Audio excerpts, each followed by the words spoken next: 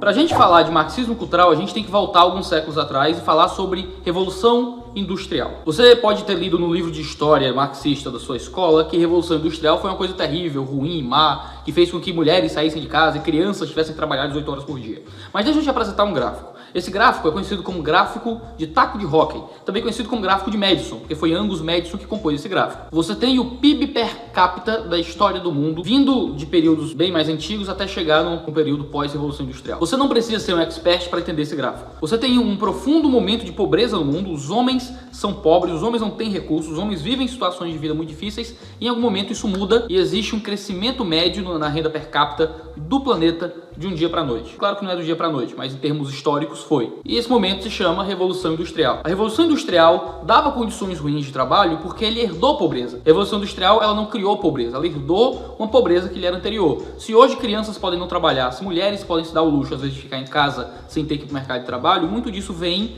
porque nós vivemos num contexto de riqueza que nos permite isso. Se eu apresentar para você o segundo gráfico, ele está aí na tela, é o número absoluto de pessoas que vivem em extrema pobreza de 1820 a 2011. Você tem aí, em 1820, o número de pessoas que não vivem em absoluta pobreza, o número de pessoas vivendo em absoluta pobreza, uma coisa absurda. Se você olhar para 2011 no gráfico, o número muda de forma estrondosa. Se eu transformar esse gráfico em um gráfico de porcentagem, você tem, em 1820, cerca de 95% da população do mundo vivendo em extrema pobreza. Se você passar para 2011, você tem uma mudança em que você tem talvez cerca de 20% do mundo vivendo em extrema pobreza. Por que esses gráficos são importantes? No comecinho da Revolução Industrial surge um homem chamado Karl Marx. Marx interpretou as situações difíceis da Revolução Industrial não como algo que foi herdado do período pré-Revolução Industrial e que poderia ser suplantado no futuro, mas ele interpretou os problemas da Revolução Industrial como fruto da Revolução Industrial e interpretou aquele momento como um momento negro na história do mundo e propôs os seus ideais, escrevendo seus vários livros falando ao proletariado, dizendo que eles precisavam se colocar contra a estrutura de salariato. Ele fala nas sessões 20 a 27 de junho de 1865, no Conselho Geral da Primeira Internacional Socialista, que em vez do lema conservador, um salário justo para um dia de trabalho justo, a classe operária tem que inscrever na sua bandeira a palavra de ordem revolucionária,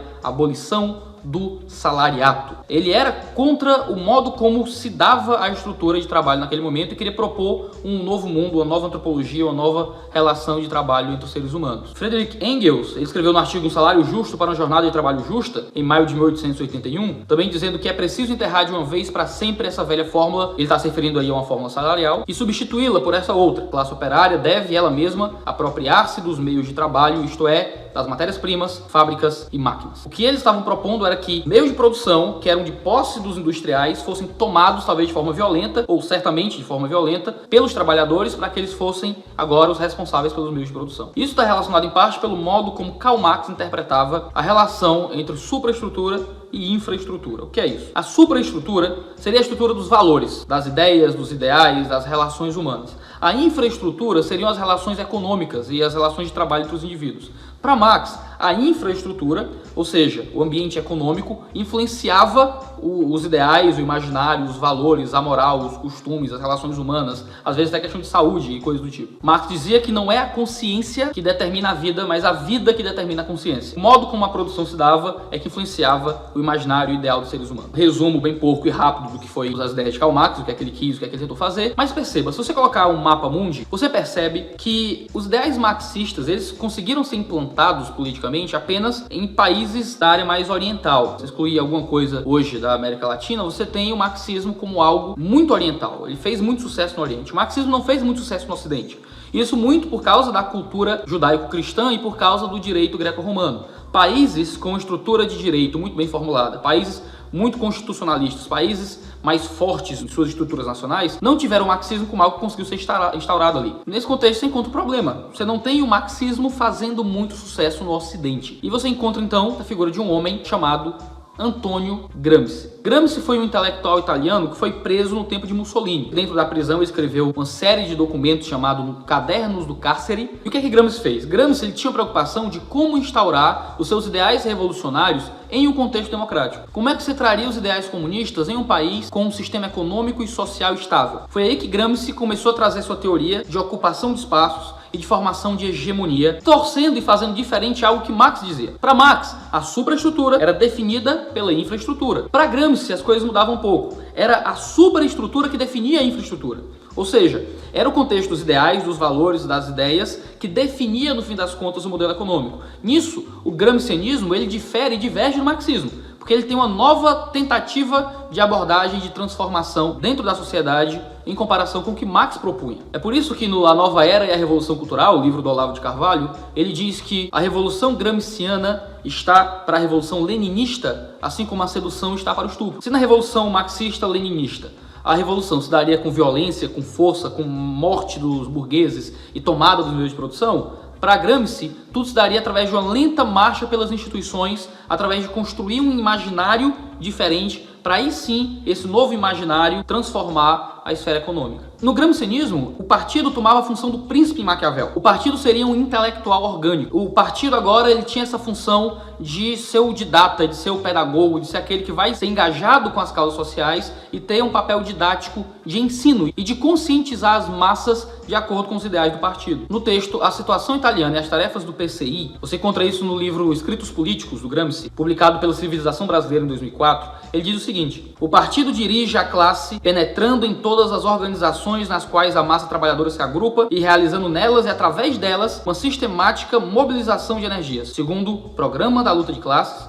bem como uma ação de conquista da maioria para as diretrizes comunistas. Já no volume 2 do Caderno do Cárcere, publicado também pela Civilização Brasileira, ele diz o seguinte: a função do partido é diretiva e organizativa, isto é, educativa, isto é, intelectual. E nisso, o partido que tem essa função não mais de ganhar uma eleição, mas uma função de gerir e organizar e ensinar as massas, ele vai precisar usar dos formadores de opinião para formar a intelectualidade. O partido ele precisa ganhar espaço na sociedade, tendo influência das mais diversas, seja através de pagamento financeiro, seja através de organização de consciência, seja através de ameaça ou o que for. O partido ele vai ter contato com aqueles que produzem a intelectualidade no país, para que esses intelectuais de alguma forma possam propagar os ideais do partido, e assim o partido tem um poder de hegemonia, um poder de passar pelas instituições e ensinar as massas dentro do seu ideal. É às ideias de Antônio Gramsci que se dá esse termo marxismo cultural, essa tentativa de implementar o ideal marxista através de uma caminhada pela cultura. Talvez o termo marxismo cultural seja um tanto problemático para algumas pessoas que conhecem mais marxismo, porque Karl Marx certamente rejeitaria as ideias de Gramsci. Só que o cultural, ele aparece como um modificador de marxismo. Ele é uma nova configuração marxista, mas que vai para além do marxismo original. É um desenvolvimento do marxismo a partir de Gramsci e de outros pensadores. Alguns vão atrelar a famosa Escola de Frankfurt ao marxismo cultural, mas eu quero pular esse ponto, porque seria um vídeo só para falar das relações da Escola de Frankfurt com esse assunto. Mas tudo bem, o que é que isso tem a ver com a gente? Se você olhar para o contexto brasileiro, você tem pelo menos um partido que assumiu para si os ideais gramscianos dentro do contexto nacional, que é o famoso Partido dos Trabalhadores. Iago, vai começar com teoria da conspiração? Não, se você pegar os próprios documentos de fundação do PT, do Partido dos Trabalhadores, você tem uma linguagem gramsciana tomando conta do modo como se conversa ali. Pega o texto O Socialismo Petista, que é um texto aprovado no 7º Encontro Nacional do PT em 1991. Eles dizem o seguinte: confluíram para a criação do PT o cristianismo social, marxismos vários, socialismos não marxistas, democratismos radicais, doutrinas laicas de revolução comportamental, etc. Veja só, ele fala de marxismos vários, não só o marxismo original, mas o marxismo que vem depois de Marx. Gramsci estaria incluído talvez nisso. Tanto que ele vai falar também de socialismos não marxistas e de doutrinas laicas de revolução comportamental. Ou seja, é uma tentativa de transformar o comportamento dos indivíduos, mas não através da religião, de um modo laico. Então, são doutrinas não religiosas de transformação do comportamento humano que fundam sua base e seus fundamentos. No mesmo texto eles dizem: pode-se dizer, sem indevido triunfalismo, que tal pedagogia política baseada na alta educação das massas por meio de sua participação civil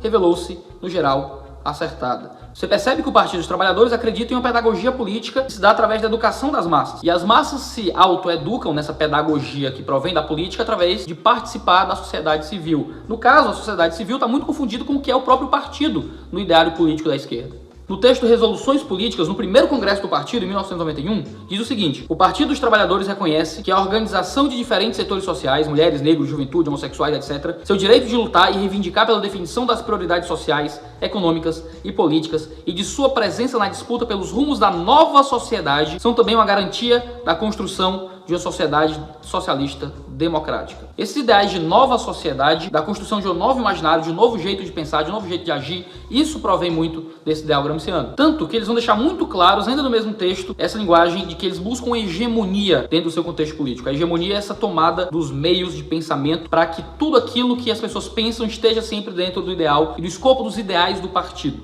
Eles dizem, no atual período, a disputa da hegemonia supõe uma ação simultânea no terreno político, social e ideológico. Engloba o trabalho nas instituições, onde atuamos no sentido de alargar as fronteiras da participação da democracia, da cidadania e da afirmação da sociedade sobre o Estado. Inclui a diversidade das lutas sociais, não institucionais e nem sempre legais. Envolve a disputa de ideias, a construção de uma nova cultura, de uma nova ética, de uma nova solidariedade social que se contraponham aos valores dominantes. Em resumo, disputar a hegemonia hoje significa construir um enorme movimento social. Perceba, a ideia de uma luta por uma hegemonia, essa tomada das consciências, passa pelo engajamento nos vários setores sociais da sociedade, que está relacionado com a construção de um enorme movimento social que transforma o imaginário na ética, na sociedade, nas morais, nos costumes, na cultura. Isso é o que o PT acredita que é a sua função como partido. E isso é fundamentalmente gramscianismo. A hegemonia é um termo fundamentalmente gramsciano. Tanto que até hoje ainda existem políticos do PT que acreditam nisso. A ex-prefeita de Fortaleza, Luiziane Lins, deu uma entrevista para o Diário do Nordeste e ela foi questionada sobre a permanência dela no partido. E ela responde que isso dependia do partido continuar servindo como um instrumento transformador, o próprio partido como um pedagogo na sua sociedade. Ela diz o seguinte na entrevista: quando eu achar que esse instrumento está esgotado ou que esse instrumento não dialoga mais com a sociedade, aí é hora. Eu sou uma socialista convicta,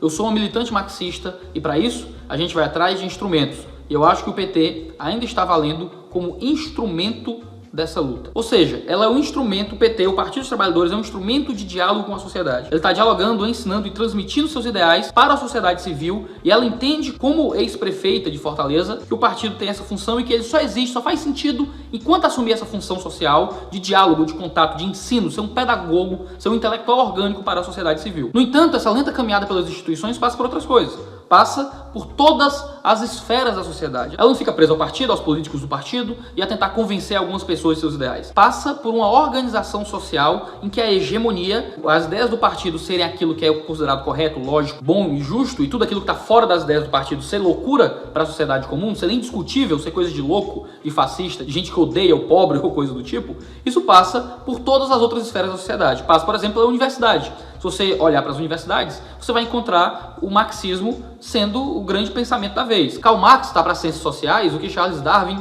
está para as ciências biológicas, né? Se você nega Darwin na biologia e você quer ser criacionista, você é tratado como louco por muita gente. Se você nega Marx nas ciências humanas, dependendo da sua universidade, mas na maioria das vezes, você é uma pessoa esquisita. Você tem que ser marxista ou um pós-marxista. Você tem que crer em Marx ou em alguém que creu em Marx. Você tem que começar as aulas com Santo Marx, orai por nós, porque ele é o grande Deus do contexto universitário brasileiro. Com isso, acaba que basicamente todo o pensamento científico nacional, ele é um desenvolvimento marxista. Se você for honesto em observar as bases nacionais, você vai encontrar Marx como o centro de quase tudo. Há um tempo passou na internet um fake, certo? Eu acho que é fake, mas era uma imagem, você está vendo aí na tela, de um aviso pregado numa sala de aula da USP, dizendo que o curso de marxismo aplicado a yoga em linguagem de sinais foi transferido para o auditório 93. É uma piada, mas é uma piada muito realista, tanto que é o tipo de fake news que você não sabe se é verdade ou se não é. O marxismo ele foi desenvolvido e aplicado para tudo. Eu aprendi marxismo na universidade, não foi estudando Karl Marx, foi estudando linguística. Eu fazia contabilidade, eu fui fazer uma disciplina de português instrumental para ver se eu parava de errar a crase,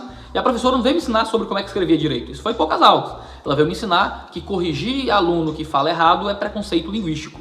Eu tive que ler Preconceito Linguístico, do Carlos Baio, que é um livro basicamente de aplicação do marxismo à sociolinguística, de dizer que um português correto é uma opressão contra o mais fraco e as crianças e coisas do tipo. Você tem uma aplicação do marxismo à linguística sendo muito famoso e ensinado para as pessoas no Brasil. Luciano Amaral organizou um livro chamado Estudos do Discurso, e um dos capítulos é sobre Gramsci e a linguística. E ele diz o seguinte: mas o pensamento gramsciano influenciou diretamente os estudiosos críticos do discurso e indiretamente os analistas do discurso de orientação francesa. Foi publicado pela Parábola Editorial em 2011 e você está vendo o que é que ele diz sobre como Gramsci influenciou a análise do discurso. E como é que isso muitas vezes chega no Brasil também, através de dizer que há uma relação de opressor e oprimido no próprio uso da linguagem. Tanto que Marxismo e Filosofia da Linguagem é um dos livros-textos mais famosos nos cursos de letras no Brasil. Mas isso vai além das letras, da literatura, isso entra na pedagogia. Você pega Paulo Freire com a pedagogia do oprimido, aplicando diretamente Karl Marx à pedagogia. Ele vai argumentar que o modelo bancário de educação, essa transmissão pura e simples de conteúdo para as crianças, é uma opressão nos termos marxistas. Você tem um marxismo aplicado à culinária. Tem um livro que ficou muito famoso chamado A Política Sexual da Carne,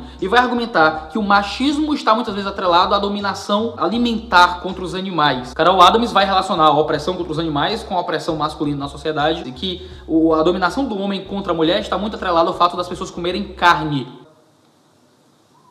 A própria geografia, ela tem bebido muito do marxismo com a geografia crítica, em que a geografia vai para além daquilo que se estudava geralmente na escola, de mapas, capital, esses negócios que a gente estudou, para passar a falar das relações humanas, falando fundamentalmente do modo de produção material e coisas do tipo. Você tem marxismo na religião. Pensa na teologia da libertação, você pensa na teologia da missão integral. Na minha área, eu sou protestante, você tem protestantes crendo que o marxismo, ele representa o arcabouço teórico da leitura da escritura. Você tem Ariovaldo Ramos, que é um militante do Partido dos Trabalhadores, escreve para a mídia ninja, escreveu contra o impeachment da Dilma e coisas do tipo, é um militante do PT, e ele diz que você precisa ler a escritura com a lente da luta de classes. Saindo da missão integral e entrando na teologia da libertação, que é na esfera católica, você tem Leonardo e Clodovil Sboff escrevendo juntos um livro chamado Como Fazer Teologia da Libertação, e dizendo o seguinte: o teólogo da libertação não é um intelectual de gabinete, é antes um intelectual orgânico. Veja, intelectual orgânico, é uma linguagem fundamentalmente gramsciana. Eles continuam: um teólogo militante que se situa dentro da caminhada do povo de Deus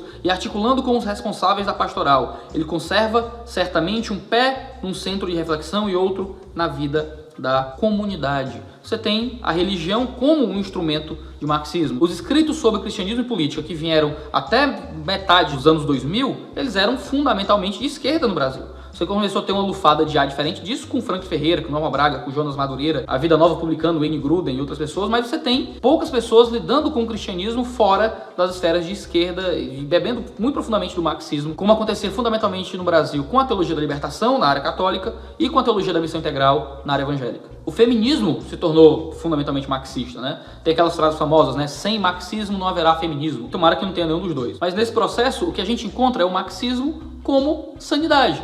Não é que o marxismo é uma possibilidade teórica, é que o marxismo representa o que é normal. O marxismo, ele é o são. O marxismo está no centro do que a gente chama de janela de Overton.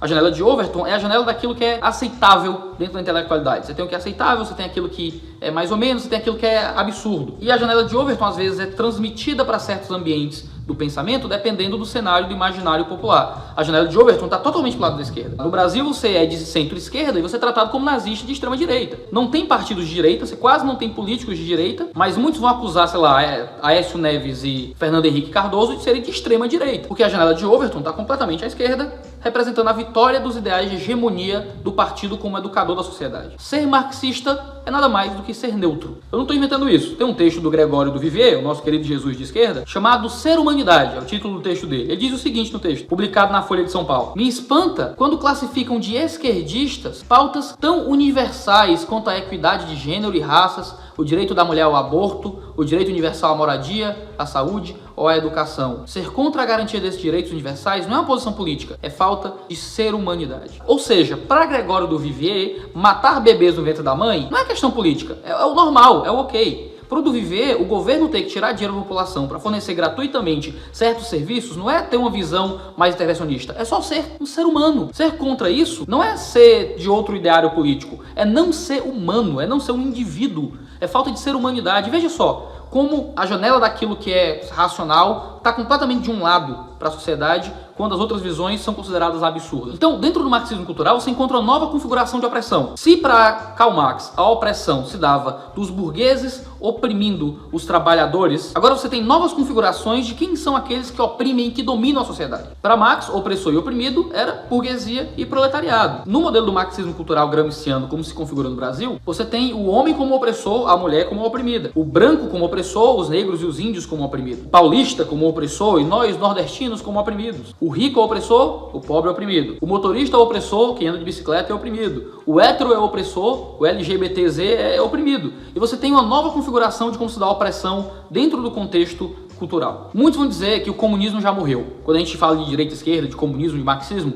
Muitos vão dizer que o marxismo já não tem mais poder, não faz mais sucesso no Brasil. Pensa comigo, o esquerdismo conquistou vários espaços, já é quase hegemônico. O marxismo é vendido como sendo apartidarismo, como ser humanidade, como o centro. Nenhuma ideia oposta ao marxismo é sequer demonstrada como possível no cenário nacional. Ninguém fica sabendo de outras ideias que não sejam as ideias marxistas no contexto de ensino e de estudo e de ensino médio, ensino fundamental na faculdade. Todas as universidades possuem linhas de pesquisa marxistas. Ir contra o marxismo te transforma num criminoso social em vários contextos. Praticamente nenhum orientador aprova artigos ou trabalhos de pesquisa acadêmicos ou teses de mestrado e doutorado que sejam contra o marxismo. O marxismo morreu? Ele acabou? Ou ele só se transformou em algo um pouco diferente para continuar sobrevivendo? O marxismo se reconfigurou. O marxismo virou outra coisa. Ele se adaptou a um novo sistema nacional, que é o sistema ocidental e o sistema brasileiro. A gente tem um marxismo fundamentalmente brasileiro aqui, que se adaptou de forma cultural, para além de Marx, mas usando os métodos gramscianos de relação social. E até é interessante notar, isso é uma coisa que minha esposa chamou a atenção, que aquilo que Marx fala sobre o capitalismo, que o capitalismo não morre, ele se reconfigura, se tornou uma verdade sobre o marxismo. De que o marxismo não morreu, o marxismo se reconfigurou para sobreviver na sociedade moderna.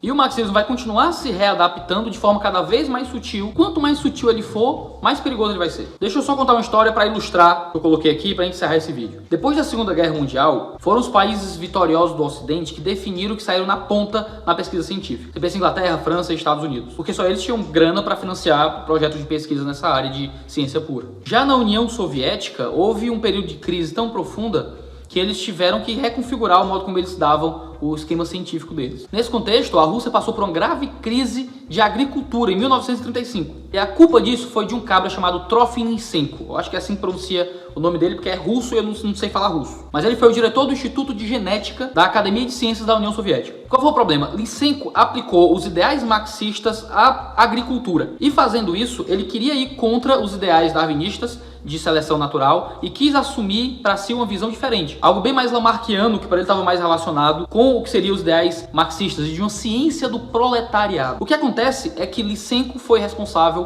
por criar fome na União Soviética, de tal forma que havia perseguição contra quem assumisse ideais não lamarckianos. Um cara chamado Nikolai Vavilov, eu acho que é assim que pronuncia o nome dele, porque eu já falei, eu não sei nada de russo. Ele chegou a ser preso porque ele tinha ideias anti-lamarckianas na sua visão científica a respeito de agricultura e de genes e coisas assim. Nessa tentativa de aplicar o marxismo a uma ciência que pode ser sentida, o povo sentiu fome. Se aplica o marxismo na educação, na geografia, na história, na linguística, ninguém sente, certo? Você sente intelectualmente, mas você não morre de fome. Quando você tenta aplicar o marxismo em ciências que você sente o resultado de forma prática, você encontra a morte. Eu gosto muito do que Ayn Rand fala. Você pode ignorar a realidade, mas você não pode ignorar as consequências de ignorar a realidade. Muitas vezes, na tentativa de ignorar a realidade e aplicar ideias marxistas em todas as esferas da vida, o que você encontra é fome, a morte e a destruição. Marxismo cultural é fundamentalmente isso, essa tentativa de trazer os ideais marxistas e reconfigurar o marxismo às várias esferas da sociedade, dar novos nomes ao que é marxismo, chamar de emancipação humana, chamar de pensamento crítico, chamar do que for.